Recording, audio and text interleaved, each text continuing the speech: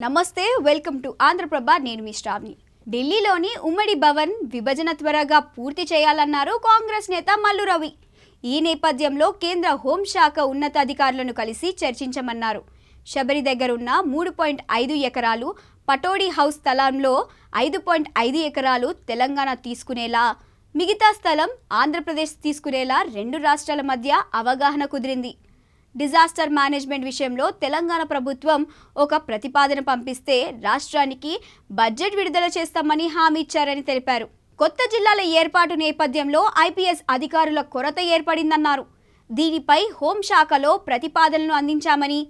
కొత్తగా ఎంతో మంది అవసరమో తెలియజేశామన్నారు మల్లు రవి రేవంత్ రెడ్డి 4 కోట్ల తెలంగాణ ప్రజలకు సీఎం అన్నారు సోనియా గాంధీ తెలంగాణలో పోటీ చేయాలని కోరామని నిర్ణయం తీసుకోవాల్సిన అధిష్టానమే అన్నారు తాను నాగర్ కర్నూల్ లోక్సభ సీట్లు ఆశిస్తున్నా రాజ్యసభ ఆశించడం లేదన్నారు రవి నేను స్పెషల్ రిప్రజెంటేటివ్గా ఉన్నప్పుడు అక్కడ 7.5 ఎకరాల్లో రాజశేఖర రెడ్డి గారి టైంలో మొత్తానికి ఒకటే కట్టాలి అప్పుడు ఆంధ్రప్రదేశ్ ఉంది కదా మరి ఇప్పుడు హైదరాబాద్లో రాజధాని ఉంది ఇక్కడే రాజధాని పెడితే అక్కడ 3 రాజధానులు వస్తున్నాయి ఉండాలి కదా అక్కడ రాజధానులు కూడా ఒకటి వస్తుందా 3 వస్తాయి తర్వాత సంగతి రాజధానులు అయితే ఉండాలా ఇంతకుముందు హైదరాబాద్ ఒకటే ఉంది కదా ఇప్పుడు ఎందుకు హైదరాబాద్ విజయవాడ అక్కడ కడుతున్నారంటే మరి రాష్ట్రం మారిపోయింది విడిపోయింది అక్కడ రాజధాని కావాలి ఇప్పుడు కూడా ఇంతకుముందు మీరు చెప్పినప్పుడు ప్లాన్ చేసాం ఇప్పుడు మారిపోయింది కదా ఇక్కడ తెలంగాణ అక్కడ వచ్చింది కాబట్టి ఈ విభజన జరిగింది దాని ప్రకారం కట్టడానికి ప్రయత్నం చేస్తున్నాం నిన్న మొన్న జరిగినటువంటి ఎన్నికల్లో రేవంత్ రెడ్డి గారిని ముఖ్యమంత్రిగా ప్రజలు ఎన్నుకున్న తర్వాత రాజ్యాంగం ప్రకారం ఆయన ముఖ్యమంత్రి అయ్యాడు మరి 4 కోట్ల మంది ప్రజలకు ముఖ్యమంత్రిగా ఉన్నటువంటి వ్యక్తి కేసీఆర్ కాలు కోటికి సరిపోడనే దాన్ని తెలంగాణలో ఉన్న 4 కోట్ల మంది ప్రజల్ని అవమానించినట్టుగా నేను భావిస్తున్నాను ఇది చాలా తప్పు ప్రజాస్వామ్యంలో మెజారిటీ సీట్లు గెలిచి వచ్చిన వాళ్ళ పార్టీయే ప్రభుత్వంలోకి వస్తుంది మరి ప్రజాస్వామ్యయుతంగానే ఎన్నికలు జరిగినాయి ప్రజాస్వామ్యంగానే సీఎం గారిని ఎన్నుకున్నారు ఆయన సీఎంగా పనిచేస్తున్నాడు ఇప్పుడు దేంట్లో సరిపోడు దేనికి పరిపాలన ఇప్పుడు 60 రోజులు అయిందా ఈ 60 రోజుల్లో ఏ దిశలో ప్రభుత్వం పనిచేస్తుందో చూపించాడు రేవంత్ రెడ్డి గారు రావటం ప్రజలకి స్వేచ్ఛ స్వతంత్రంగా ప్రభుత్వాన్ని ముఖ్యమంత్రిని మంత్రుల్ని కలెక్టర్ని ఎస్పీని అందరినీ కలిసేటటువంటి అవకాశం కల్పించి వాళ్ళ రిప్రజెంటేషన్లు తీసుకోవడానికి ఒక అవుట్లెట్ అక్కడ ప్రజాభవన్లో పెట్టి కోర్టు అప్లికేషన్లు వచ్చినాయి ఆ అప్లికేషన్లు రివ్యూ చేయటం వాటికి సమాధానం చెప్పి పనిచేసేటటువంటి కార్యక్రమం చేస్తున్నటువంటి ముఖ్యమంత్రి దేనికి ఎందువల్ల గోటికి సరిపోరు ఇది ఒక నియంతలు మాట్లాడే మాటలాగా ఉంది అప్రజాస్వామిక వ్యవస్థలో ఒక వ్యక్తి మాట్లాడేటట్టుంది నిర్మాణాత్మకంగా ఏదైనా మాట్లాడితే ప్రతిపక్ష నాయకులు చెప్పేదంతా పూర్తిగా మేము సపోర్ట్ చేస్తాం దీన్ని తీవ్రంగా ఖండిస్తున్నాం ఇదే రకంగా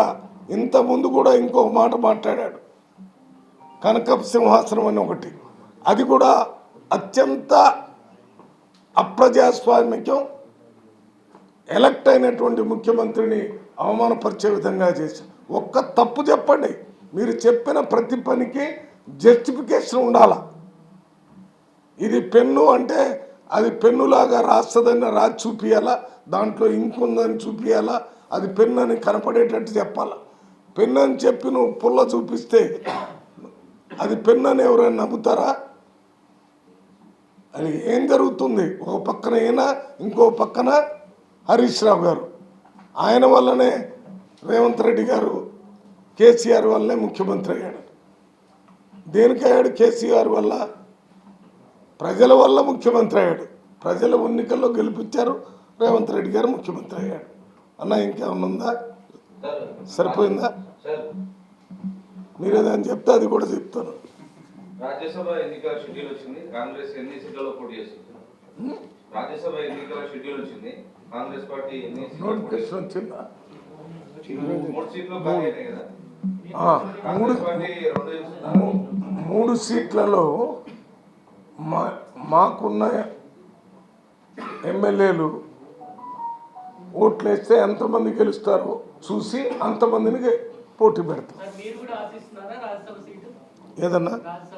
రాజ్యసభ సీట్ నేను ఆశిస్తున్నాను. నేను పార్లమెంటు లోక్సభ సీట్ ఆశిస్తున్నాను. నాగర్ కర్నూలు ఈసారి సోనియా గాంధీకి రాజ్యసభ ఇవ్వాలని భావిస్తున్నట్టుగా ఉంది. రెండు ఆలోచనలు వచ్చినాయమ్మా. సోనియా గాంధీ గారిని తెలంగాణ రాష్ట్రం నుంచి పార్లమెంట్ సభ్యుడిగా పోటీ చేయాలని మొత్తం మా extended executive of Telangana Congress party అంతా పాస్ చేసింది. అది నెంబర్ 1. ఎక్కడి నుంచి పోటీ చేస్తారనేది నిర్ణయించాలి, కానీ తెలంగాణ రాష్ట్రంలో పోటీ చేయాలి. అది మహబూబ్ నగర్ కానీ, ఖమ్మం కానీ, నల్గొండ కానీ అనేది ఒక చర్చ. అది కాకుండా ఒకవేళ ఎక్స్టెండెడ్ ఎగ్జిక్యూటివ్ కాకుండా పొలిటికల్ అఫైర్స్ కమిటీలో కూడా ఇదే నిర్ణయాన్ని పాస్ చేశారు. అంటే ఇది నేను చెప్పిందే కాకుండా ఒక్క రేవంత్ రెడ్డి గారే కాకుండా కంప్లీట్గా యునానిమస్గా కాంగ్రెస్ పార్టీ సోనియా గాంధీని అక్కడ పోటీ చేయాలని కోరుకుంటున్నారు. ఇంకొకటి, రాజ్యసభ విషయానికి వచ్చినప్పుడు దీని మీద ఇంతవరకు ఎటువంటి ప్రకటన చేయలేదు కాబట్టి నా దగ్గర చెప్పడానికి ఏమీ లేదు. అదే ప్రకటన జరిగే అవకాశం ఇప్పుడు వచ్చింది కాబట్టి దాని మీద ఉంటే నెక్స్ట్ ప్రెస్ మీట్లో మీ అందరికీ పిలిచి చెప్తాం. సరే, కాంగ్రెస్ కి ప్లస్ అవ్వాలనే ఉద్దేశంతోనే నేను పోటీ చేయట్లేదు అని షర్మిల వైఎస్ఆర్టీపీ నుంచి అప్పుడు బరి నుంచి ఆమె వైదొలిగారు. ఇప్పుడు ఏపీ ఎలక్షన్స్ లో ఈ తెలంగాణ కాంగ్రెస్ ఏమైనా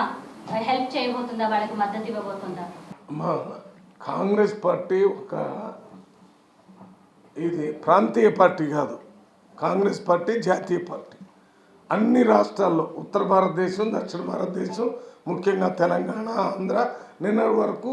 యునైటెడ్ ఆంధ్రప్రదేశ్లో కూడా కాంగ్రెస్ పార్టీ ముఖ్యమంత్రిగా రాజశేఖర రెడ్డి గారు, కిరణ్ కుమార్ రెడ్డి గారు వీళ్ళందరూ పనిచేశారు. అయితే ఏ రాష్ట్రంలోనైనా కాంగ్రెస్ పార్టీ తరఫున పోటీ చేస్తున్న వాళ్ళకి కాంగ్రెస్ పార్టీ అన్ని రాష్ట్రాల నుంచి కూడా గెలవటానికి కావాల్సిన సపోర్ట్ చేస్తారు. అందులో భాగంగా తెలంగాణ కూడా ఆంధ్రకి సపోర్ట్ చేస్తారు.